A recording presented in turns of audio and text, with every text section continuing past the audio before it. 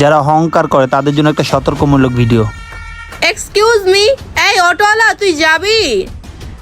এই বেটা তোকেই তো বলতেছি, কথা শুনোস না আমাদের, যাবি নাকি বল। আচ্ছা রাখো তো। আরে আরে নয়ন এখানে? আরে মনি তুমি এখানে? হ্যাঁ আমি এখানে। যাই হোক তুই এখানে কি করতেছিস? এই তো আমি একটা কাজে আসলাম। বাই দ্য ওয়ে তুমি কেমন আছো?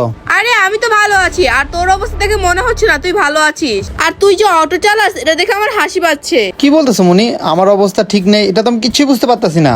এক মিনিট মনি, তুই কি অটোওয়ালাকে চিনিস নাকি? আরে কি বলিস, চিনবো না কেন? ও তো আমার এক্স, কলেজ লাইফে ওর সাথে আমার রিলেশন ছিল, আর এখন দেখ আমার এক্স অটো চালায়। ও মাই গড, তুই বলতেছিস ওই তোর এক্স? ওই যদি তোর বয়ফ্রেন্ড থাকতো না তাহলে আমি তোর সাথে কখনোই ফ্রেন্ডশিপ করতাম না, বুঝতে পারছিস মনি? এবং কি তোর সাথে কথা বলতাম না, তোর সাথে ফ্রেন্ডশিপও রাখতাম না। এক মিনিট মনি, তোমার ফ্রেন্ড এসব কি বলতেছে আমার সম্পর্কে? তোকে আর কি বলবো, তুই তো একটা অটোওয়ালা ফকিন্নি ছেলে, তোকে কি আর বড়লোক ভাববো? ফকিন্নি ছেলের ভাবটা কি? এক মিনিট মেহেদি, তুই চুপ থাক।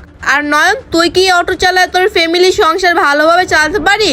আর যাই হোক তোকে এই অটোতে খুব ভালোভাবেই মানাইছে। মনি চুপ থাকো, মনে হয় তোমাদের কথা ভুল হচ্ছে। আমাদের কি ভুল হবে? আমরা কি অন্ধ নাকি? যা দেখার সব সামনাসামনি দেখতেছি। তুই একটা ফকিন্নি ছেলে, অটোওয়ালা। ভাই তো ভাই, তোর কেন এত খারাপ লাগতেছে আমাদের কথায়? তুই তো একটা অটোওয়ালা, তোর মনে ইনকাম হচ্ছে না ভালো মতন। দেখেন মিস্টার, আমার ইনকামের ব্যাপারে আপনাকে এতটা জানিয়ে আমার লাভ নেই। আরে ভাই কেন চিন্তা হবে না? আপনি তো আমার ফ্রেন্ডের এক্স ছিলেন, তাই আপনার জন্য আমার চিন্তা হচ্ছে। ঠিক বলছি না রে মনি? আমি কখনো ভুল বলি না, মনি এটা ভালো করেই জানে। হ্যাঁ মেহেদি, তুই ঠিকই বলছস। আর ভালো হয়েছে নয়ন আজকে তোর সাথে দেখা হয়ে।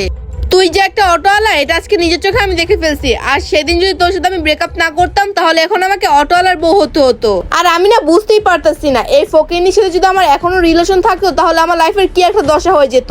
মনি একটু বেশি বইলা ফেলাইতেছো না তুমি তোমার বন্ধুর সামনে? ও আচ্ছা, সরি, আমরা আর কিছু বলবো না। আসলে আমি একটু বেশি বলে ফেলতেছিলাম। বাই দ্য ওয়ে, মিরপুর 10-এ যাবো, কত টাকা নিবি?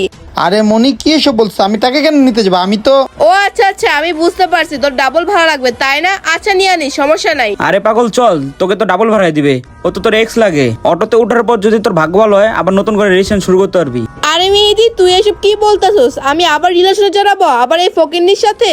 শোন, ভুল আমি একবার করছি, ওই ভুলটা আমি নেক্সট টাইম করবো না, ঠিক আছে? মনি চুপ, বেশি বলে ফেলতেছো তোমরা দুজন। আর এই অটোটা আমার না, না বুঝে কথা বলবো না, ঠিক আছে?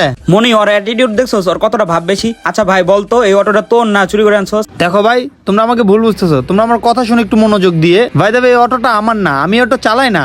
আমি তো জাস্ট এখানে দাঁড়ায় ফোনে একটু কথা বলতেছিলাম। মনি এবার আমি শিওর তোর এক্স এই অটোটা চুরি করে আনছে। হ্যাঁ মেহেদি, আমার মনে পড়ছে, ওনা কলেজ লাইফে এরকম ছিল, মানুষের জিনিস চুরি করতো। দেখো মনি, ওই টাইমে আমরা সবাই কলেজে একটু মজা করতাম। ও আচ্ছা, আমি বুঝলাম যে তুই এই টাইমে মজা করতি, কিন্তু এখন কেন স্বীকার করতেছস না যে তুই একটা অটো চালক? দেখো মনি, আমি তোমাদের দুজনকে কতবার বলতেছি এই অটোটা আমার না। আর অটোটা আমার হলে আমি স্বীকার করতাম। কর্ম কখনো ছোট হয় না, ঠিক আছে? যেটা কর্ম ওটা কর্ম, কেউ তো চুরি করে খাচ্ছে না। আর যারা অটো চালায় তারা কি মানুষ